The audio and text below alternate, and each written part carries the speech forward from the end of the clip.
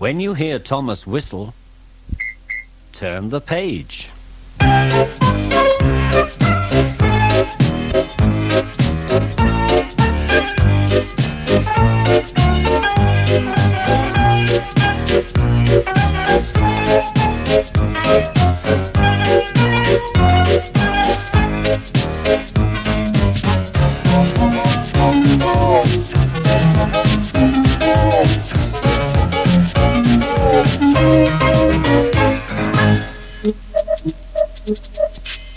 Thomas and Trevor.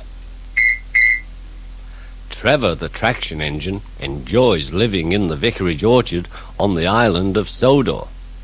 Edward, the blue engine, once helped to save him from being turned into scrap, so now Trevor lives at the vicarage and the two engines are great friends. Edward comes to see Trevor every day. Sometimes Trevor is sad because he doesn't have enough work to do.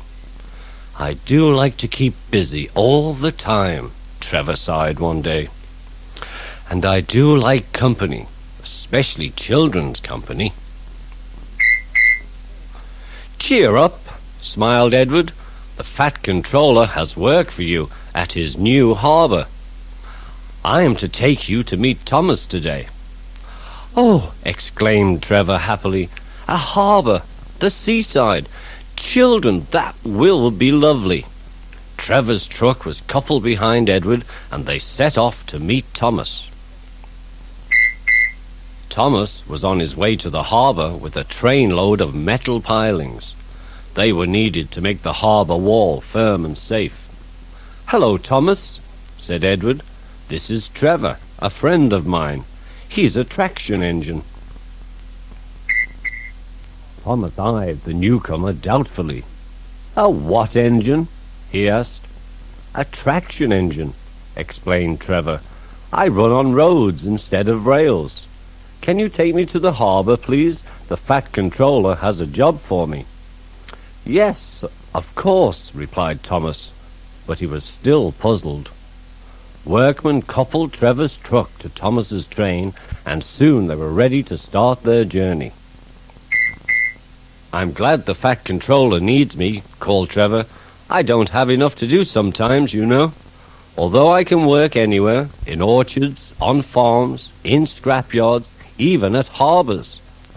"But you don't run on rails," puffed Thomas. "I'm a traction engine. I don't need rails to be useful," replied Trevor. "You wait and see." When they reached the harbour, they found everything in confusion. Trucks had been derailed, blocking the line, and stone slabs lay everywhere. "We must get these pilings through," said Thomas's driver. "They are essential. Trevor," he said, "we need you to drag them round this mess." "Just the sort of job I like," replied Trevor.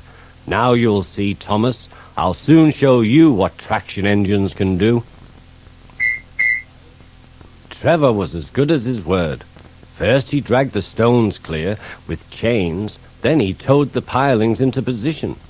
"Who needs rails?" he muttered cheerfully to himself. Later Thomas brought his two coaches, Annie and Clarabel, to visit Trevor. Thomas was most impressed. "Now I understand how useful a traction engine can be," he said. Thomas's coaches were full of children, and Trevor gave them rides along the harbour. Of all the jobs he did at the harbour that day, he liked this best of all. "He's very kind," said Annie. "He reminds me of Thomas," added Clarabel. Everyone was sorry when it was time for Trevor to go. Thomas pulled him to the junction. A small tear came into Trevor's eye.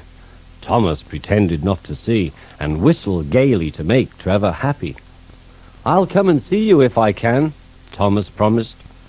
"The vicar will look after you, and there's plenty of work for you now at the orchard, but we may need you again at the harbour some day." "That would be wonderful," said Trevor happily. That evening, Trevor stood in the orchard, remembering his new friend Thomas, the harbour, and most of all, the children. Then he went happily to sleep in the shed at the bottom of the orchard. you.